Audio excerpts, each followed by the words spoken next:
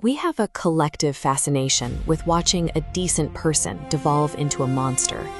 We track the progress of a family man as he builds a criminal empire, or a war hero as he constructs a violent underground network. When we try to pinpoint the second these characters broke bad, we look for the massive explosions, the sudden betrayals, the loud declarations of power. These violent moments are the debris field left behind by a shift that occurred long before the first shot was fired. To understand a downfall, we separate the journey into two tracks: the symptoms and the disease. Symptoms are the late-stage atrocities that grab our attention. The disease is an internal shift in pride at the beginning, often completely unnoticed.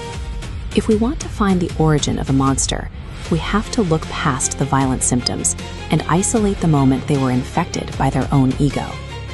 Consider the specific timeline of a high-stakes tragic hero. At the peak of their power, they are ordering mass executions and poisoning children to maintain control. It is a common mistake to assume these casualties represent the death of their morality. By the time they pull a trigger or let a rival die, the monster is already present. Violence is the result of a much earlier choice. To equate a physical act of evil with the actual turning point is to ignore the internal psychology required to cross that line. We can trace this character's timeline back to their most innocent state. Their original motivation is noble. They need to provide for their family after receiving a terminal diagnosis.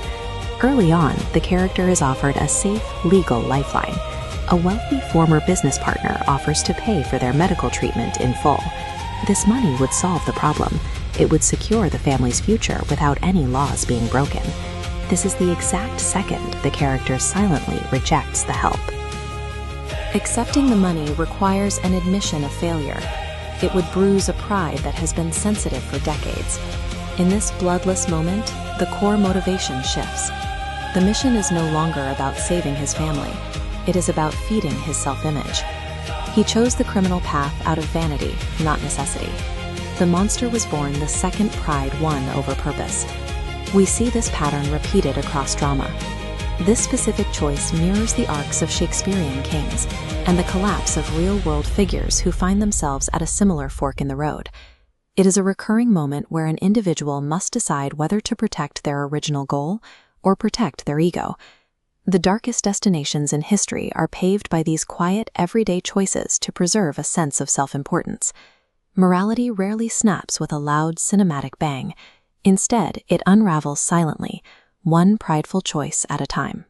To understand any villain, we have to look past the explosions and find the microscopic second where their pride replaced their purpose.